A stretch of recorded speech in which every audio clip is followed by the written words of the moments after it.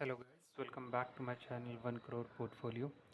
आज हम Ola electrical mobility limited की टेक्निकल एनालिसिस करेंगे और कुछ न्यूज़ भी कवर करेंगे इसके रिलेटेड जो कि लास्ट वीक आई थी। और साथ ही साथ हम लोग इसका शॉर्ट स्कोर डिस्कस करेंगे, इसकी टेक्निकल एनालिसिस कैसी रही है, इसके सपोर्ट रेजिस्टेंस फ्यूचर में क्या हो सकते हैं। So all those things we are going to cover in this video. तो और जो भी हम डिस्कस करेंगे ये प्योर टेक्निकल लर्निंग पर्सपेक्टिव से है कि हम कैसे अपने आप को और अच्छे से स्टॉक मार्केट में वेल इन्फॉर्म्ड बना सकते हैं। सो चलिए इसी नोट के साथ अब स्टार्ट करते हैं। अगर हम लास्ट ट्रेडिंग डे के हिसाब से देखें तो स्टार्टिंग थोड़ी ओला इलेक्ट्रिक की वीक हुई थी, उसके बाद फिर से इसने अपर सर्किट दिया था और ट्रेडिंग डे क्लोज होते होते इस पे अपर सर्किट ही लगा था, राइट। तो और इसका सबसे न्यूज़ का कारण था, इसके पीछे एक न्यूज़ थी जो कि था कि एचएसबीसी ने इसको बाय करने की रेटिंग दी थी, राइट। अगर आप इसकी न्यूज़ देखेंगे तो HSBC initiated coverage of newly listed company. So HSBC ने इस स्टॉक को कवर किया था और उन्होंने काफ़ी टाइम के बाद इस शेयर को बाय की रेटिंग दी थी, जिसकी वजह से इसमें हम लोग को अपर सर्किट देखने को मिला था, right. So this was the reason, ये कारण था जिसकी वजह से हमें अपर सर्किट यहाँ पे देखने को मिला था। तो चलिए अब टेक्निकल एनालिसिस पे हम लोग आते हैं कि इसका स्वॉट स्कोर्स कैसे हैं। सबसे पहले स्वॉट में आता है स्ट्रेंथ्स। अगर हम इसकी स्ट्रेंथ्स की बात करें, राइट, तो इसमें आप देख पाओगे कि कैश फ्लो इस कंपनी में बढ़ता जा रहा है और रिसेंटली इसमें 52 वीक्स का हाई टच किया है। सो कंपनी को लिस्ट हुए 3 ही दिन हुए हैं तो ज़्यादा कुछ कह नहीं सकते, बट अगर देखा जाए तो हाँ, इसने अपना हाई टच किया है। और ज़ीरो प्रोमोटर प्लेज है इस कंपनी में और स्टॉक गेन मोर देन 20% इन 1 मंथ। तो 20% इसके ऊपर ग्रोथ हुआ लास्ट 1 मंथ में। तो ये भी कोई ऐसा कोई वैल्यू है नहीं खास, क्योंकि ये पिछले 3 ही दिन हुए ऐसे लिस्ट हुए हुए। वीकनेस की बात करें तो इसके पेट्रोस्की स्कोर काफ़ी कम रहा है, तो जिसकी वजह से इसके फाइनेंशियल इस कंपनी के थोड़े ख़राब रहे हैं। एनुअल प्रॉफिट आप देखेंगे तो लास्ट 2 साल से इसका डिक्लाइन ही हो रहा है। बुक पर वैल्यू शेयर आप देखोगे तो वो भी डिटोरिएट हो रहा है, यानी कि वो भी ख़राब ही हो रहा है पिछले 2 साल से लगातार। अपॉर्चुनिटी तो एज सच अभी इसमें कुछ शो है नहीं, ठीक है, खास इसमें कुछ अपॉर्चुनिटी दिखा नहीं रहा। और अगर आप इसमें थ्रेट देखेंगे तो थ्रेट है इस कंपनी का ये growing cost year on year for long term projects. जिस कंपनी का कॉस्ट है वो ईयर ऑन ईयर के हिसाब से बार बार बढ़ता ही जा रहा है, जिसकी वजह से ओवरऑल हमें प्रॉफिटेबिलिटी कम देखने को मिल रही है। तो ये तो इसके शॉर्ट स्कोर की बात हो गई। ओवरऑल आप देखेंगे तो इसके टेक्निकल्स, इसमें अभी जो ट्रेंड चल रहा है वो न्यूट्रल है, क्योंकि अभी इसमें जस्ट ही वेरी रिसेंटली लिस्ट हुई है। तो एज सच कोई हम ट्रेंड को देख के इसका कोई पैटर्न एनालिसिस या एज सच कुछ कर नहीं सकते, जिसकी वजह से इसको अभी न्यूट्रल ही आप कह सकते हो कि ना तो बाय में ही है और ना तो ये सेल में ही है। और अगर हम इसके एसेंशियल्स देखना चाहें कि एसेंशियल कैसे है, इस कंपनी कंसिस्टेंटली मेकिंग प्रॉफिट, तो ये लगातार प्रॉफिट भी नहीं बना रही है। Earning over the years improve नहीं हो रही है। Does company considerably make money for it shareholder, तो वो भी नहीं है क्योंकि कंपनी लगातार लॉस में जा रही है। कंपनी विद लो डेट, हाँ ये एक पॉजिटिव पॉइंट है कि इस कंपनी के पास डेट कम है, राइट। सो इस company able to meet the working capital requirement, नहीं, तो ये अपने कैपिटल रिक्वायरमेंट्स को भी मीट नहीं कर रही है। ऑपरेशंस के हेल्प से क्या ये कंपनी कैश जनरेट कर पा रही है, तो वो भी नहीं है। क्या प्रोमोटर्स के पास एडिक्वेट अमाउंट ऑफ कंपनी के शेयर्स हैं, तो वो भी नहीं है। बट प्रोमोटर्स प्लेज, इसकी क्या प्रोमोटर्स के पास लो प्लेज है, तो हाँ ये एक पॉजिटिव पॉइंट है।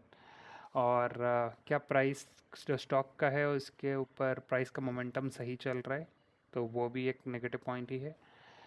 Efficient in utilizing its assets to generate profit against its peer, अगर आप इसके पीयर से कंपेयर करेंगे, राइट, तो क्या उनके अगेंस्ट में क्या ज़्यादा प्रॉफिट जनरेट कर पा रही है, तो वो भी एक्चुअली इसके नेगेटिव में ही जाता है। सो दैट्स वाई अगर आप देखेंगे जो एसेंशियल्स है उसमें केवल ये 20% ही इसको स्कोर मिला है, राइट। सो काइंड ऑफ ये हाई रिस्क कंपनी है। अगर आप इसमें इन्वेस्ट करने का सोच रहे हो तो ये काइंड ऑफ थोड़ी रिस्क की कैटेगरी में आती है।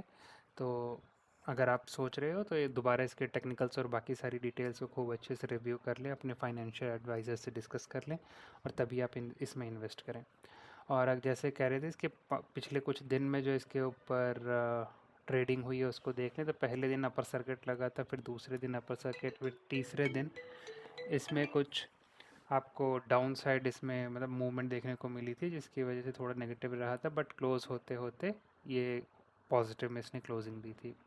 बट फिर उसी के साथ अगर आप देखोगे चौथे दिन, तो चौथे दिन भी इसमें अपर सर्किट लगा था।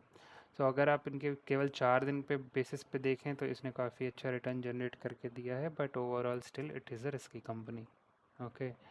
और इसके इंसाइट्स अगर आप देखना चाहें, सो इसका पेट्रोस्की स्कोर 1 है, राइट, तो कि बहुत कम होता है। पेट्रोस्की स्कोर देखा जाए तो क्या होता है कि ओवरऑल इसकी कंपनी के फाइनेंशियल स्ट्रेंथ को इंडिकेट करता है, राइट। तो पेट्रोस्की स्कोर की वैल्यू होती है 0 से 9, तो जितनी ज़्यादा वैल्यू होगी उतने फाइनेंशियल इस कंपनी के बेटर है, राइट। और पेट्रोस्की स्कोर देखा जाए तो आउट ऑफ 0 to 9 इसकी 1 है, राइट, तो कि काफ़ी अच्छा नहीं है, राइट, ख़राब है काफ़ी पेट्रोस्की स्कोर इसका। इसी के साथ साथ अगर आप इसमें इसका वो देखना चाहें, क्या कहते हैं, सपोर्ट और रेजिस्टेंस, तो अगर आप क्लासिक के हिसाब से देखना चाहें तो इसका नेक्स्ट सपोर्ट होगा 122, राइट। उसके बाद होगा 111 और फिर 106 इसका थर्ड सपोर्ट होगा, राइट। सिमिलरली अगर इसके रेजिस्टेंस की बात करें, यानी कि अगले ट्रेडिंग डे पे इसका रेजिस्टेंस 1 होगा 138 का, फिर 143 का और 154 का। तो ये इनके 3 रेजिस्टेंस हैं और ये इसके 3 सपोर्ट हैं। सो ये सपोर्ट और रेजिस्टेंस हमने कवर कर लिया।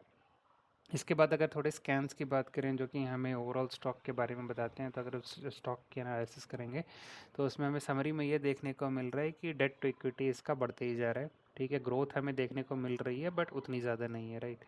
और और जिसका प्राइस टू बुक वैल्यू है ऑफ द इंडस्ट्री के कंपेरेटिवली कम ही है।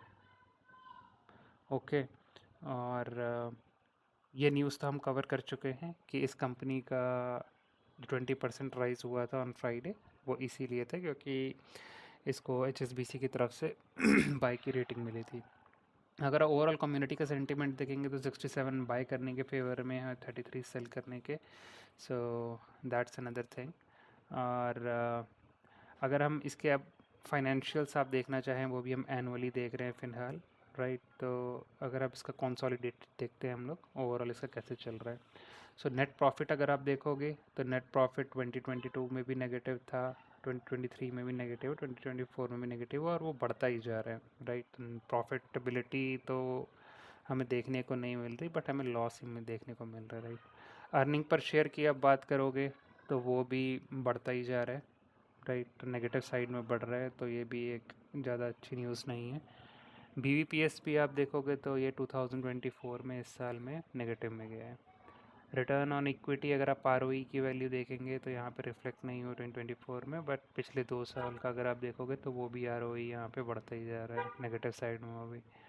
डेट टू इक्विटी पहले साल 0.4 था, फिर 3.1 हुआ, बट इस साल फिर से नेगेटिव में चला गया, तो इसके भी एक कुछ it's not a good news. Okay.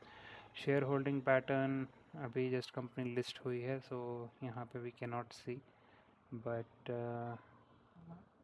so yeah, this is all about the technical information of the stock।